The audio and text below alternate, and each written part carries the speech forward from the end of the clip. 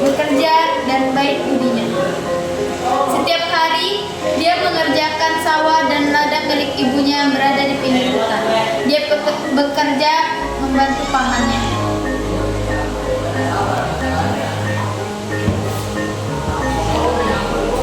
Sekarang sudah pagi, saatnya aku bekerja membantu paman di ladang. Sebelum itu, sebaiknya aku mandi terlebih dahulu.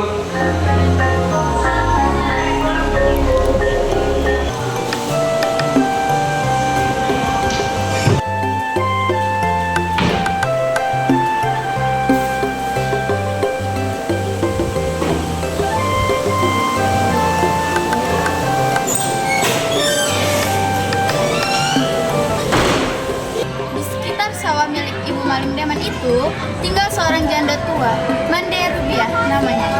Malim Deman sangat akrab dengan janda tua itu. Bahkan Mande Rubiah telah menganggap Malim Deman sebagai anaknya sendiri. Malin,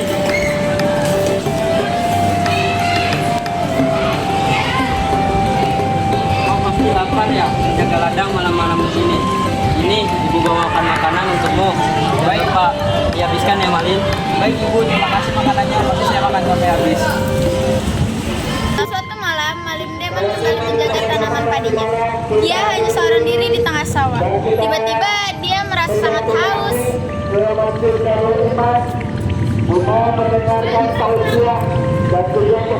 Haus sekali. Sebaiknya aku minta air dulu ke pondok Mande. Belum juga Malim Deman tiba di pondok Mande Rubiah, Malim Deman mendengar suara beberapa perempuan di belakang. Apa? Ada suara perempuan di tengah malam gini?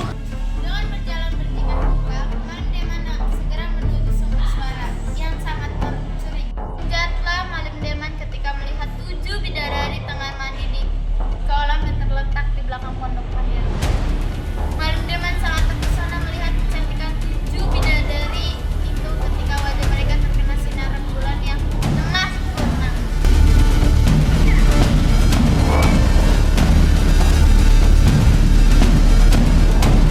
Apa?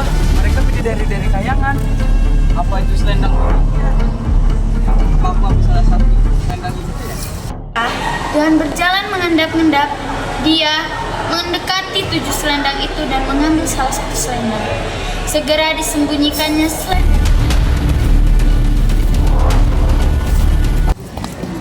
Menjelang waktu pagi datang, 7 bidadari itu berniat kembali ke kayangan.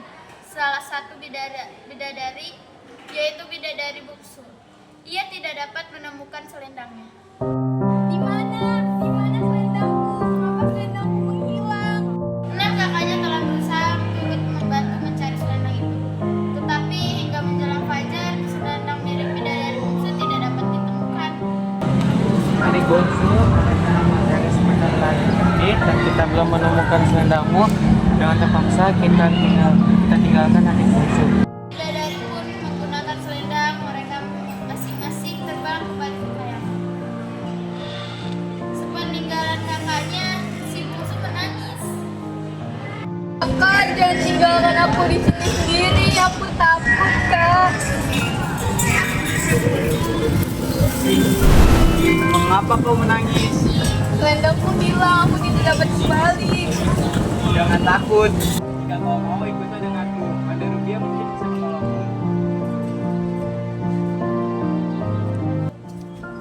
Kemudian mengajak bidadari itu ke rumah Mande Rubiah. Dengan hati gembira, Mande Rubiah menerima bidadari bernama Putri Bungsu itu dan mengakuinya sebagai anaknya. Mande. Ya apa Malin? Kenapa kau menangis? Dia kehilangan selendangnya dan dia tidak dapat kembali. Kasihan sekali kau nak. Hal apa yang membuatmu menjadi seperti ini? Sekarang anggaplah rumah ini seperti rumahmu. Kembali ke rumahnya setelah mengantarkan bidadari bernama Putri Bungsu ke rumah Mande Rubiah. Sesampainya di rumah, Malim Deman menceritakan kejadian yang dialami kepada ibundanya. Ibu, ini baik-baik, jangan sampai ditemukan. Apa yang dia? Ibu tidak mau datang. Ini adalah selendang milik bidadari si bungsu. Sembunyikan ini, jangan sampai ditemukan. Itu Malim Deman kian rajin berkunjung ke rumah Mandia Rubial untuk menemui putri bungsu. Malim Deman dan putri bungsunya tampak sangat saling jatuh cinta. Lantas menikah. Tidak beberapa lama mereka dikaruniai seorang anak laki-laki. Malim Deman memberi nama Sultan Duano. Kita datangkan ini.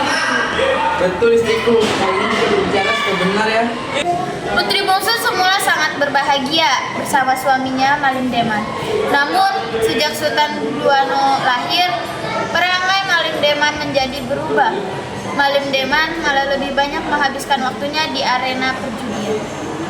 Dia suka menyambung ayam hingga sering tidak kali berpulang berhari-hari.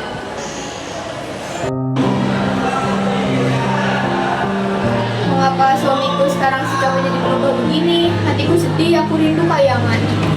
Putri bungsu sangat bersedih melihat perangai buruk suaminya. Hingga pada suatu saat, dia menemukan selendang miliknya di rumah ibu Malim Deman. Dia berpura-pura hendak menjemur selendang itu, seketika dia membawa selendang itu ke rumahnya.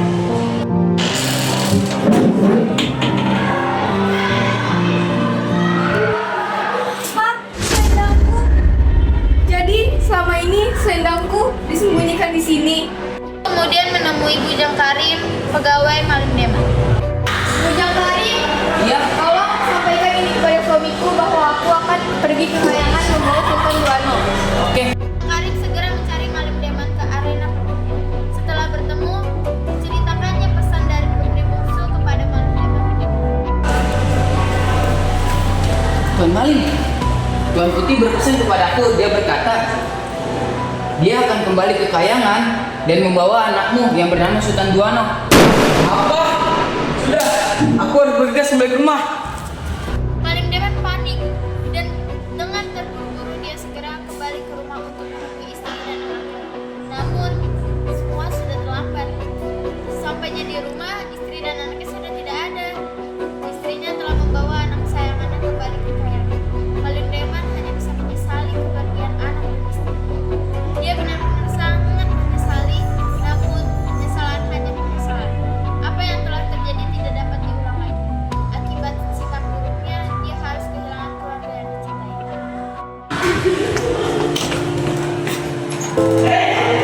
Tidak, istriku, Sultan, tolong kembali. Aku sangat menyesal. Penyesalan hanyalah penyesalan. Apa yang telah terjadi tidak dapat diulang lagi. Akibat sikap buruknya, dia harus kehilangan keluarga yang dicintainya.